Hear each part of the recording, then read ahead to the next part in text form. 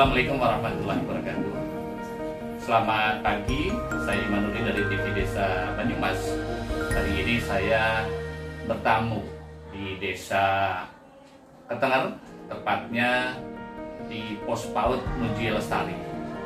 Ini adalah lembaga pendidikan non formal yang dinaungi oleh pemerintah Desa Ketenger, di mana aktivitasnya adalah mereka yang kedepannya outputnya adalah sebagai generasi yang akan datang, yang akan mengisi sebuah kegiatan masyarakat.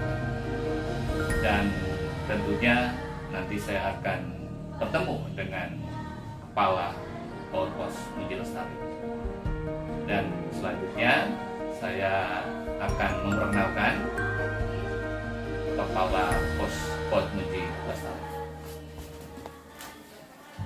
Assalamualaikum warahmatullahi wabarakatuh, Bu. Waalaikumsalam warahmatullahi wabarakatuh. Terima kasih, hari ini saya atas nama DPD Banyumas hadir untuk ingin mengetahui kupas tuntas seperti apa sih namanya itu PAUD gitu ya. Selama ini orang itu PAUD itu ya TK, maksudnya matanya itu kelompok belajar.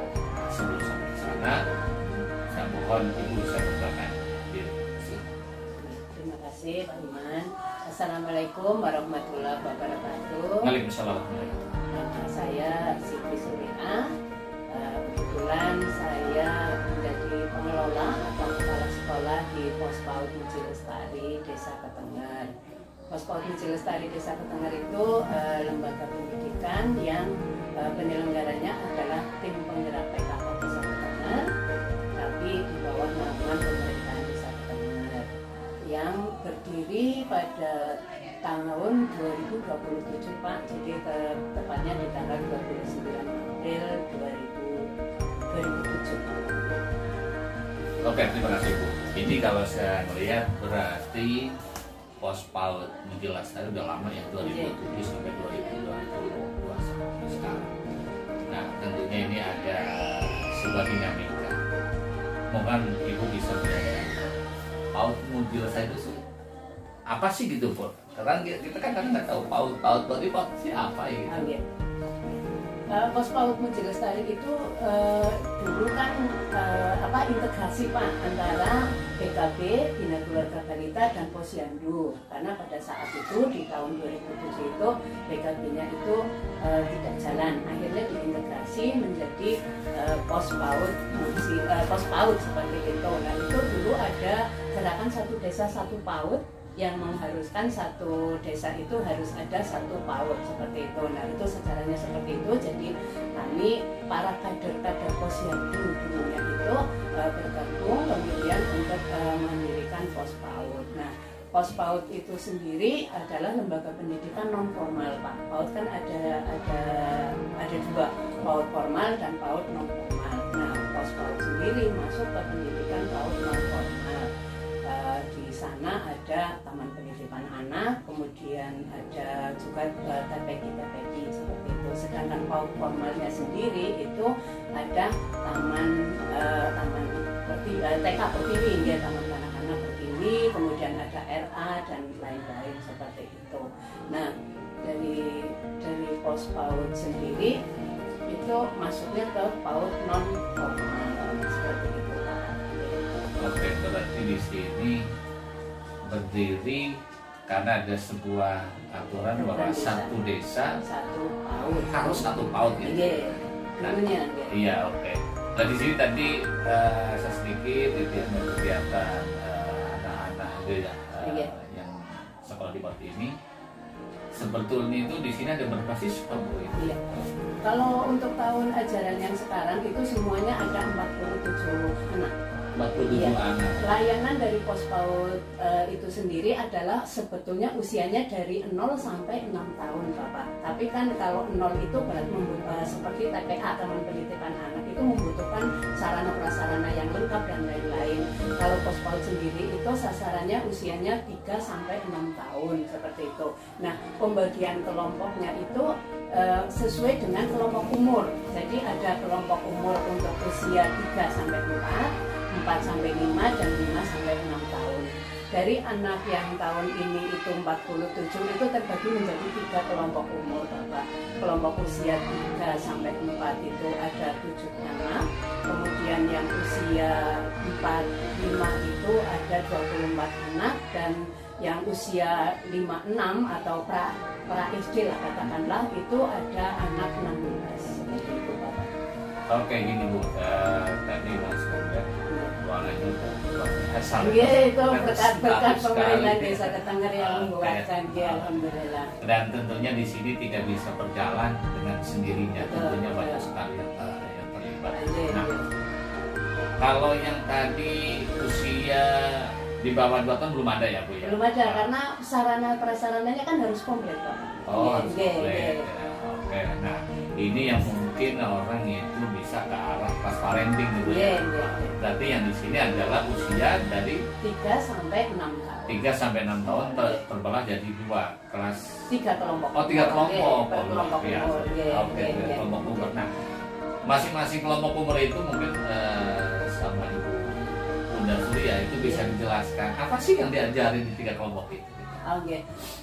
Untuk itu memang kenapa kok dipisahkan sesuai dengan kelompok umur itu karena memang capaian kemampuan anak itu kan beda-beda per umurnya Bapak. Jadi ketika anak usia 3 sampai 4 tahun ya nanti di sana pembelajarannya masih dalam proses pengasuhan dan lain-lain seperti itu. Kemudian yang usia 4, 5 memang bermain, semuanya bermain Bapak. Sampai usia 6 tahun pun masih dengan bermain. Kita mengajarkan keaksaraan, kemudian dengan itu dengan bermain, tidak secara langsung. Karena PAUD pun tidak boleh mengajarkan pembelajaran salistung secara langsung begitu. Jadi di usia 4, 5, 6 pun kita mengenalkan keaksaraan, huruf, salistung itu dengan cara bermain, dengan cara bernyanyi yang tidak mengajarkan secara langsung begitu. Untuk usia 5, 6 memang agak lebih ini karena itu kan sudah usia pra SD. Nanti anak-anak itu peraturan sekarang kan 7 tahun masih 7 tahun. SD seperti itu. Nah di usia 5, 6 itu lebih dimatangkan untuk pengenalan keaksaraan. Oke, berarti memang sejatinya anak-anak yang di PAUD itu capaiannya bukan talistung, bukan ya Bu ya? Bukan untuk anak-anak. Tapi dikenalkan boleh. Iya, pengenalan keaksaraan, kemudian huruf dan lain-lain seperti itu. Bukan tujuan utamanya adalah bukan untuk membaca atau menulis. Berarti kalau boleh saya simpulkan capaiannya adalah pembentukan attitude gitu ya, sikap gitu ya, karakter gitu. Bagaimana nanti pada dari 3 kelompok itu, umur sekian 3 sampai 5 itu seperti ini, 5 sampai 6 seperti ini, gitu ya Bu ya. Nah, saya tanya nih, adakah gitu ya saudara kita yang disabilitas atau difabel sekolah di sini? Untuk sementara ini kami belum pernah dulu sudah pernah ada anak yang kebetulan sepertinya berkebutuhan khusus seperti itu. ABK. Kita tidak bisa menjas anak ini berkebutuhan khusus atau apa karena kita kan tidak punya ilmu secara spesifiknya. Cuma kita melihat perkembangannya dari hari ke hari. Anak ini ketika belajar itu untuk mengikuti dengan anak sebayanya itu belum mampu seperti itu. Tidak pas gitu. Karena apa? Ada keterlambatan. Ada keterlambatan ketika dia mengikuti yang harusnya anak sebayanya seharusnya sudah seperti ini capaiannya, ternyata ini anak belum seperti itu. Kemudian anak ini 2 tahun di sini. Kemudian ketika anak ini lulus, saya panggil orang tuanya, saya sampaikan bahwa ketika anak ini nanti belajar di sekolah formal, di sekolah yang SD reguler biasa ya, gitu seperti itu, ini kemungkinan anak ini akan mengalami kesusahan. Saya seperti itu. Akhirnya saya sampaikan bahwa lebih baik disekolahkan di tempat yang memang seharusnya seperti itu. Secara ilmu saya tidak bisa menyampaikan bahwa anak ini berkebutuhan khusus, debil, imbecil atau idiot atau apapun. Cuma kami melihat bahwa anak ini memang sepertinya tidak bisa mengikuti secara umum. Akhirnya kita ini diperiksa di Margono bagian jiwa seperti itu, dilihat, dideteksi ini anak seperti bagaimana, kita tunjukkan SD seperti itu yang memang menangani anak-anak yang berkebutuhan seperti itu, tapi ternyata kan prosesnya panjang Pak, harus ada biaya karena kan harus ke psikolog dulu untuk melihat seberapa ini kemampuan anak ini, kemudian layak enggak masuk ke sekolah yang berkebutuhan khusus seperti itu. Ternyata ketika itu dan kami dari lembaga tidak bisa membantu secara finansial. Kami kan hanya menyampaikan hasilnya, capaiannya gitu. Alhamdulillah orang tuanya menerima dengan baik, kemudian mengikuti prosesnya dan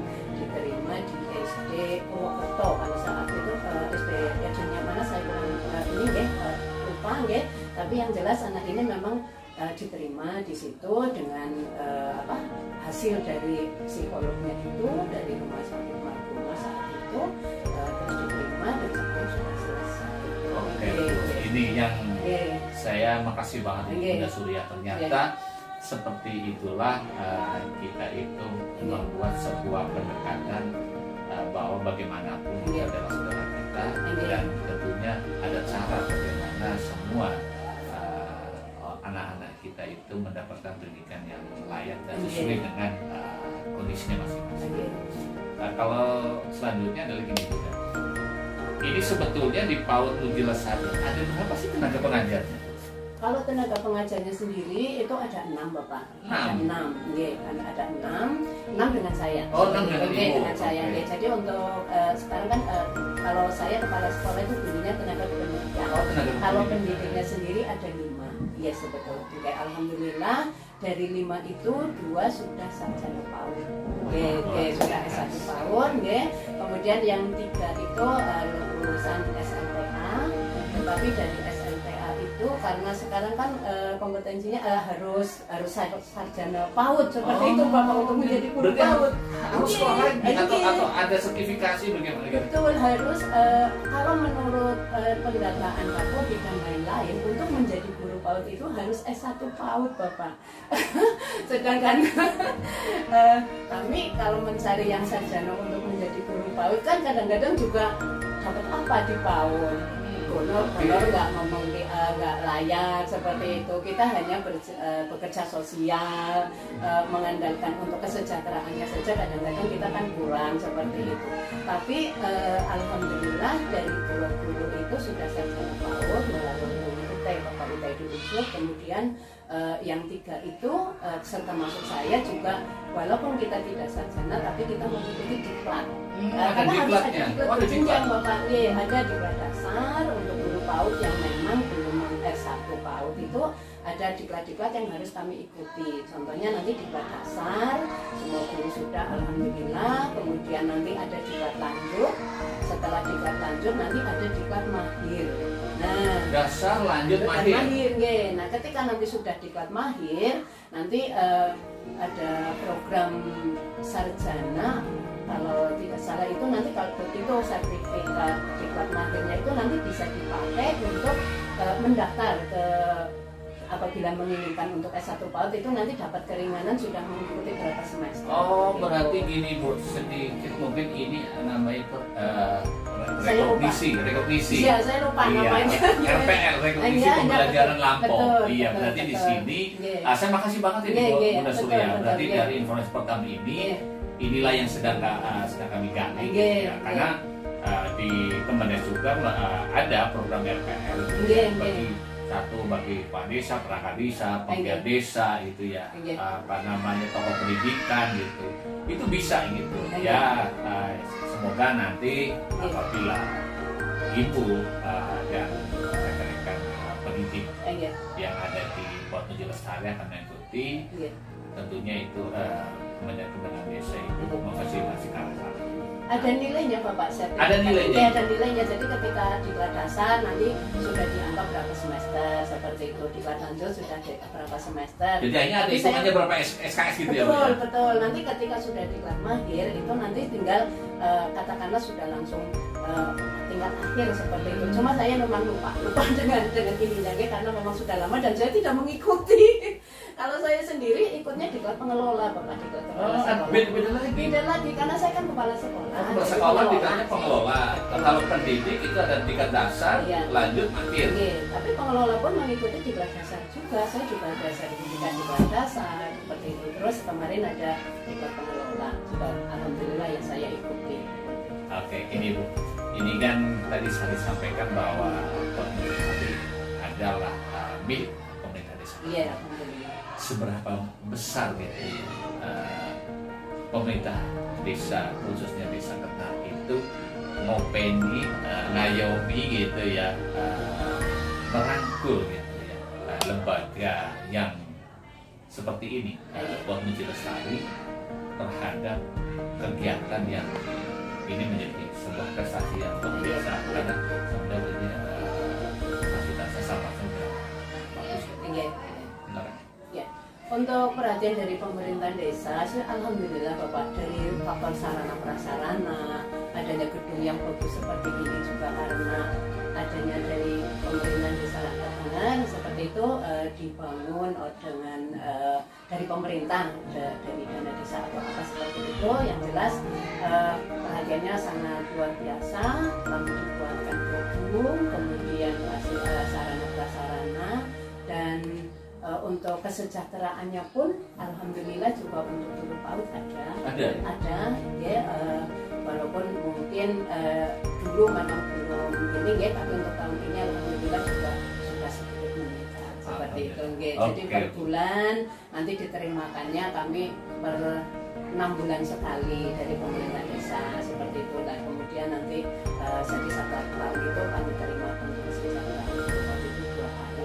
Oke, gini Bu, ini kan menarik ini Bu. Solusi yang ditempuh oleh pemerintah desa Ketangan dan di Muji Lestari bahwa setelah itu kan mungkin teknisnya hanya terbelah menjadi 2 gitu ya, tapi tentunya ini menjadi bagian subsidiaritas masing-masing pengelola dengan pemerintah desa, tapi menjadi sebuah harapan yang besar bahwa nanti sekarang akan meningkat. Begini Bu, selanjutnya nanti saya akan melihat seperti apa proses pembelajarannya, dan hanya satu Bu yang sangat menarik bahwa POT Muji Lestari di sini ternyata bisa berjalan dengan baik dan salah tentunya sangat menunjang. Begitu saja. Keterlibatan orang tua itu sangat luar gimana? biasa Bapak. Dengan ini selama ini dari tahun ke tahun itu keterlibatan masyarakat, wilayah, kemudian dengan orang tua murid itu sungguh luar biasa, dan ini kadang-kadang juga jadi apa ya, dari lembaga yang lain sepertinya ini loh seperti itu di ini, karena apa, kerjasama dengan wali murid dengan masyarakat itu selalu terjalin seperti itu Bapak, baik itu dari segi pendanaan, kemudian dari segi kegiatan itu pun dengan dukungan dari wali murid seperti itu kita rangkul. Jadi ketika mereka masuk ke POSPAUD Muji Lestari, saya sampaikan bahwa kita adalah satu keluarga seperti itu. Jadi ini yang sangat menarik kolaborasinya. Nah, ini kan Ketengar itu kan ada 3 dusun ya sini. Iya, ada 3 dusun. Ini menempati di dusun 2. RW 3, ya dusun 2. Dusun 2. Nah, ini gimana yang dusun 1 sama dusun 3? Karena kan tadi disampaikan bahwa minimal itu harus satu desa ada satu POSPAUD, ada PAUD gitu. Ini kalau memberikan pelayanan pendidikan anak-anak usia dini yang dusun yang 1 sama dusun 3 gimana nih? Ini kan satu desa satu, kemudian untuk sasarannya kan untuk semua masyarakat, semua wilayah, ya semua wilayah. Dan kebetulan jangan salah Bapak, murid di sini itu bukan hanya dari warga Ketengar, ada yang dari Melung, tetangga desa. Betul, ada tetangga kecamatan ya Pak. Kecamatan tetangga desa ya. Kemudian ada juga yang dari wilayah desa yang lain seperti itu. Dari dulu itu seperti itu. Jadi sasaran atau muridnya itu kita prioritaskan memang warga Ketengar seperti itu. Tetapi seiring itunya jadi banyak dari luar wilayah desa yang mereka menyekolahkan anaknya di sini seperti itu. Dan kita dulu sebelum pandemi itu murid kita banyak Pak, maksimal 60. Kalau sudah 60 saya stop seperti itu ya Pak. Karena apa? Keterbatasan tempat, keterbatasan tenaga pendidiknya seperti itu. Karena apa? Kami nggak ingin banyak murid tapi akhirnya outputnya tidak bagus seperti itu. Jadi ini sudah ini. Nah ketika ini, nah karena adanya pandemi kan sekarang akhirnya murid-murid sudah pada berkurang Bapak. Alhamdulillah Muji Lestari tetap yang terbanyak sekecamatan ya 47, dan 47 itu ada yang dari Melung, kemudian ada yang juga dari Karawang, wilayah-wilayah terdekat. Ketika mereka datang ke sini pun saya tanyakan di desa Panjenengan ada PAUD seperti itu, kenapa tidak ke sana? Terus mereka kan dengan alasannya masing-masing yang oke, kalau memang kita belum mencapai maksimal murid ya oke, kita terima seperti itu. Kemudian kadang-kadang saya sampaikan juga ke pengelola yang ada di sebelah-sebelah itu, ini loh ada yang masuk ke PAUD saya seperti itu, nggak apa-apa seperti itu ya. Karena apa? Kita kan komunikasi nih. Kemudian di wilayah RW 2 atau RW 1 itu kan ada taman anak-anak Ketenar. Nah itu kan sama-sama PAUD Bapak, sasarannya juga, cuma itu kan formal. Nah kitanya yang non formal. Alhamdulillahnya jadi jaraknya itu kurang lebih dari 500 meter. Kan peraturannya memang ada aturannya. Lebih dari 500 meter. Kebetulan juga di dusun 1 dan kadus apa ya Pak? Ya kadus 1 dan kadus 2, sehingga kami pun tidak berebut murid seperti itu. Oke, wilayah di sana ada taman kanak-kanak, yang di sini ada pos PAUD seperti itu. Oke, terima kasih nih Bu Surya. Saya dari TV Desa mengucapkan terima kasih banyak sekali nih. Kami bisa menggali, bisa belajar bagaimana sebuah manajemen menciptakan atau membuat sebuah prototip generasi yang akan datang.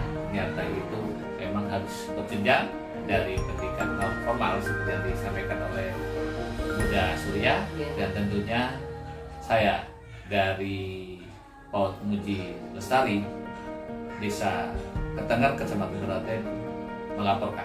Terima kasih.